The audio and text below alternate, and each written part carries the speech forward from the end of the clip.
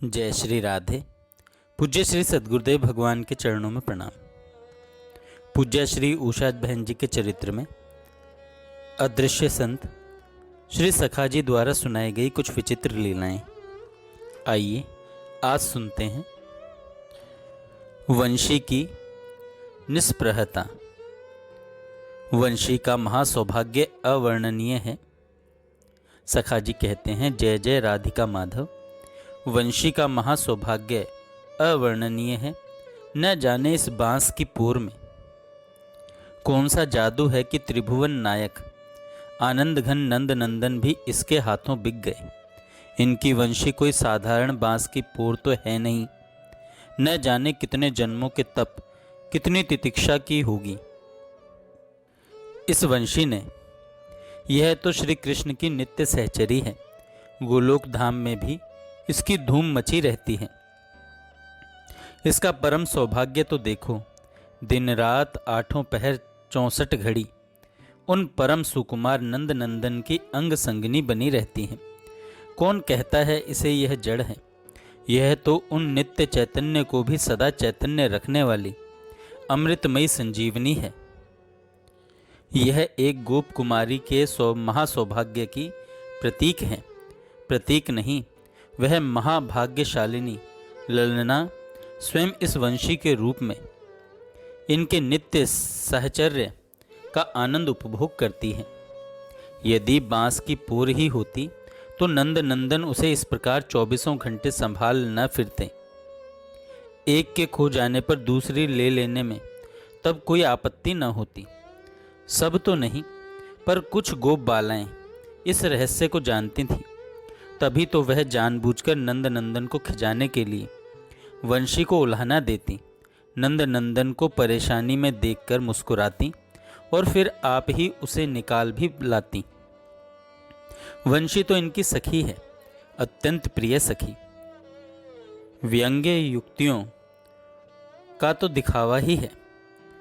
आनंद उपलब्धि का नवल सरस साधन है और इन कृष्ण प्रियाओं का रसीला कौतुक है। हाँ, तो यह मुरली नंद नंदन की प्रेयसी है। श्री श्री राधिका के बाद दूसरा नंबर इसी का है। बात यूँ थी कि गोलोक में नित्य की क्रीड़ाओं में कोई कोई क्रीड़ा इस प्रकार की होती कि यहाँ भी उसका रसास्वादन किया जा सके, इसकी भूमिका तैयार हो जाती।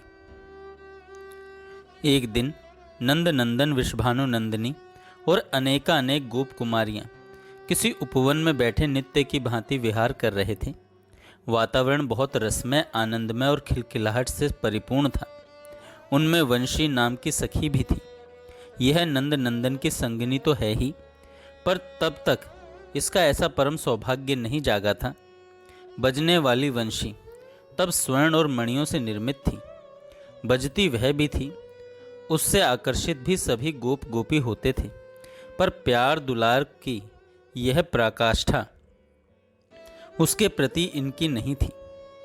उस दिन के विहार में यह ब्रजराज किशोर सभी से बोले, हंसे, केली क्रीड़ाएं की, सभी को खिजाया रिझाया, पर एक वंशी ही ऐसी रह गई जिससे यह न हंसे, न बोले और न कुछ और ही अनुराग की अभिव्यंजना की। नंद नंदन की कमल सदृश कमनीय आंखों ने देखा, बार बार देखा कि वंशी के मुख पर किसी से न तो ईर्ष्या ही के भाव व्यक्त होते हैं और न उसमें कोप ही दिखाई पड़ता है। वह सहज दृष्टि से उन सखियों और विपिन बिहारी की लीलाओं को देखकर सिहर रही है। प्राणी मात्र के हृदय के साक्षी इन जगदीश्वर ने उसके हृदय में झांक कर देखा। सचमुच ही वहाँ न ईर्ष्या थी, न द्वेष, न झुंझल थी, न ही रोष, पर बस एक लालसा वहाँ अवश्य थी, जिसे बड़ी कोमलता से उसने अपने हृदय में छिपा रखा था। इससे पूर्व भी इसे अन्य सखियों का सा मधुर मादक सौभाग्य नहीं मिला था। फिर भी कभी किसी के प्रति उसे द्वेष की भावना नहीं आई। यदि कभी ध्यान आता भी तो यही कि मुझ में कमी है। वह तो सभी को एक सा प्यार प्रदान करते हैं, पर मेरा पात्र ही छोटा है। उसे गोपियों से ईर्ष्या न होती, अपितु उसके हृदय से श्रद्धा और प्रेम की शत शत धाराएं निकलकर उन कृष्ण प्रियाओं का अभिनंदन किया करती थीं। परीक्षा की भी कोई सीमा होती है। जाने कितने वर्ष इस प्रकार बीत गए, बीतते चले गए, पर न तो कभी उसकी आशा ही टूटी और न उसे किसी से शिकायत ही हुई। कभी कभी रात्रि में निपट अंधकार में, तारों की धुंधली छाया में अपने विकल मन को समझाया करती, अरे बावरे, क्यों अधीर होता है? वह तेरी अच्छी प्रकार समझते हैं, जानते हैं, समय आने पर ही तुझे दुलारेंगे। तू अधीर होकर उन्हें अकुला मत, वह विकल हो जाएंगे। वह तुझ जैसे कठोर नहीं है। तू मूक रह, धैर्य से सब कुछ सहन करता जा, फिर वे अपने आप संभालेंगे। इस प्रकार कई रात्रियां, कई दिन आते। उसकी नीरवता, चांदनी का सरस हास, दिवस का उजाला उसके हृदय में भांति भांति की कामनाओं को जगा देता। वह विकल हो उठती, पर फिर मन को समझा लेती, सभी अवसरों पर भाग भी लेती।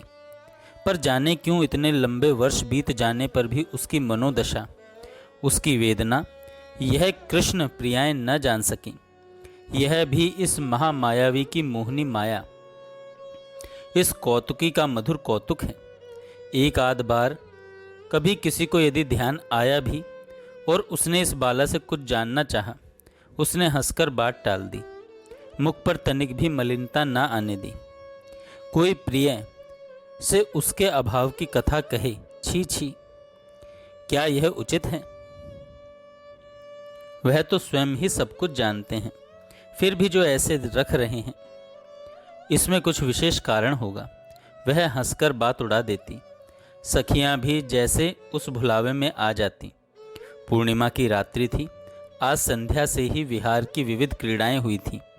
इसने भी भाग लिया था, पर नित्य प्रसन्न नंद नंदन ने तब भी इस पर दृष्टिपात नहीं किया। अर्धरात्रि की नीरवता में विहार समाप्त हुआ। सभी अपने अपने शयनागार में चले गए। वंशी भी गई, पर वहां टिक न सकी। वह बाहर आकर एक वृक्ष की टेक लगाकर बैठ गई। हृदय में खलबली मच रही थी। वह अपनी उस अर्ध चेतना में नंद नंदन को अपने सामने खड़ा समझकर कह रही थी, जानती हूं, अपनी अपात्रता का भी ज्ञान मुझे नहीं है। अधिकार अनाधिकार समझने की बुद्धि भी मेरे पास कहाँ है। पर फिर भी यह तो कहो कि मुझे इस नित्य आनंद में गोलोक धाम में तुमने रखा ही क्यों? मुझे क्यों बुलाया? बुलाकर भी कभी आंख उठाकर देखते क्यों नहीं? लाख प्रयत्न करूं, पर फिर भी मेरे अनजाने में ही यह बावरा मन चित्कार कर उठता है। जाने क्यों नहीं चाहती तुम तंग हो जाओ, पर मैं क्या करूं, मेरा वश ही नहीं चलता। अब तुम ही इस नासमझ को समझाओ।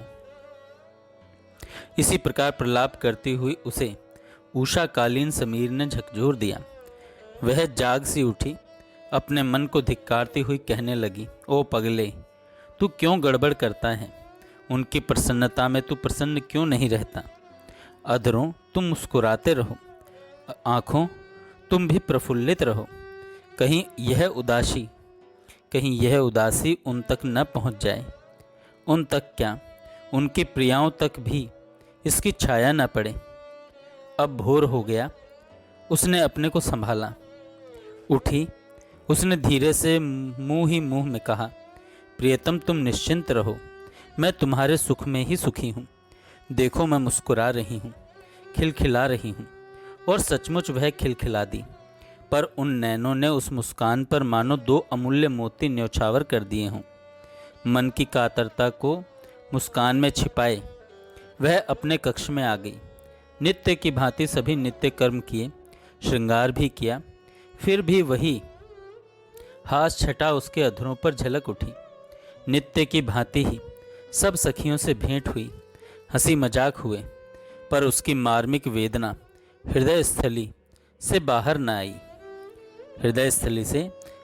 आई।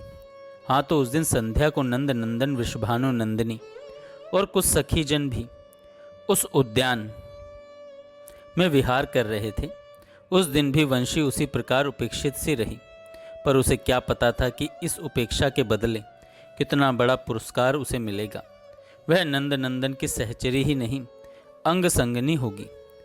उस संध्या ने भी करवट बदली। रात्रि के उस तिमिर पर प्रतिपदा की चांदनी खिल उठी। अर्धरात्रि बीतने पर विहार का क्रम स्थगित हुआ। फिर सब अपने कक्षों में चली गई।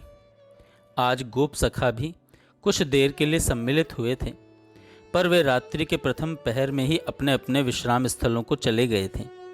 सभी अपने अपने भवनों में विश्राम करने लगे, पर वंशी को आज भी नींद नहीं आई। उसने निश्चय कर लिया, चाहे कुछ भी हो, आज मैं बाहर न जाऊंगी। कहीं यह कौतुक प्रिय किसी कारण से वहां आ निकले तो क्या कहेंगे। न सही नंदनंदन, न सही नंदनंदन, कोई सखी ही आ गई तो क्या कहूँगी। ओ मन, अब तू रोज ही इस प्रकार मुझे तंग करने लगा। नित्य उनके दर्शन होते हैं, उनका प्रफुल्ल वदन निहारती हूँ, यही क्या थोड़ा है। इस प्रकार मन को समझा बुझाकर वह बाला अपनी शैया पर लेटी रही। उसने नैन मूंद लिए सोने का प्रयत्न करने लगी कि सहसा ही कपाट खुलने की आहट हुई, पर न जाने क्यों उसने आंख खोलकर देखा भी नहीं। एक बार जी चाहा भी, पर यह समझकर कि मुझे भ्रम हुआ है, नैन मूंदे ही पड़ी रही। अब उसे लगा कि कोई उसके पास आकर बैठ गया। वह चौंक उठी, नैन खोले। ओह मेरे प्राणधन! आह्लाद भर से वह मूर्छित हो गई। नंदनंदन विविध उपचारों से उसे होश में लाए। अपनी विकलता और आतुरता पर उसे संकोच हो रहा था। इसी कारण से तो इस अर्धरात्रि में प्रियतम को विश्वास नहीं मिला। इसी कारण से तो इस अर्धरात्रि में प्रियतम को विश्राम नहीं मिला। और बातें तो यह दोनों ही जाने, पर उसकी परीक्षा का अंतिम प्रश्न यह था। नंदनंदन ने कहा, तुम्हें इन सखियों पर झुंझलाहट नहीं हुई?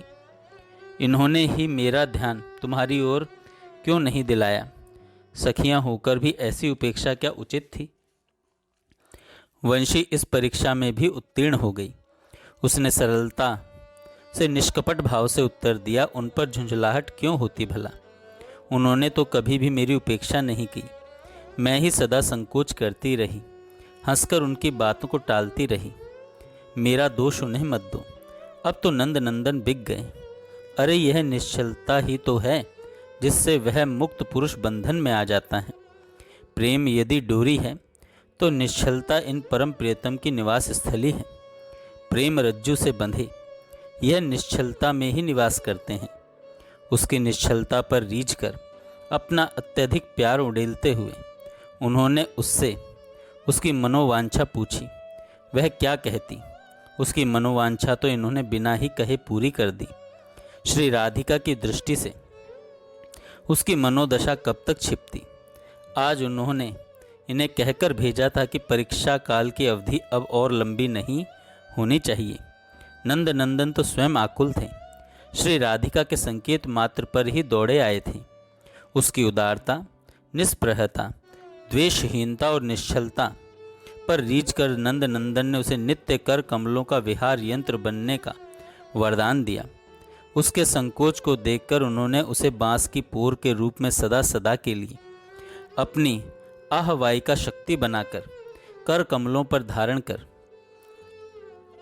इतने वर्षों की उपेक्षा के फलस्वरूप आज तक भी नंदनंदन उसे अधर सुधा रस पान कराया करते हैं। यह वंशी दोनों प्रकार से उस रस का आस्वादन करती है। धन्य है यह वंशी, धन्य है वंशी वादन कारी जो सदा सर्वदा के लिए उसके अपने हो गए, उसे अपना कर लिया। हमें भी वंशी और वंशीधर ऐसी ही निश्चलता प्रदान करें कि यह पाषाण हृदय भी उनका आलय हो सके और यहाँ भी उस प्रेम रस की धारा बह सके। बोलिए वंशी, वंशीधारी और उनकी उपेक्षा और उपेक्षा के पुरस्कार की जय, गोलोक धाम की जय, वृषभानु नंदिनी की जय, सखी जन समूह की जय, उस महाभागा रात्रि की जय। जय जय श्री राधे। जय श्री राधे।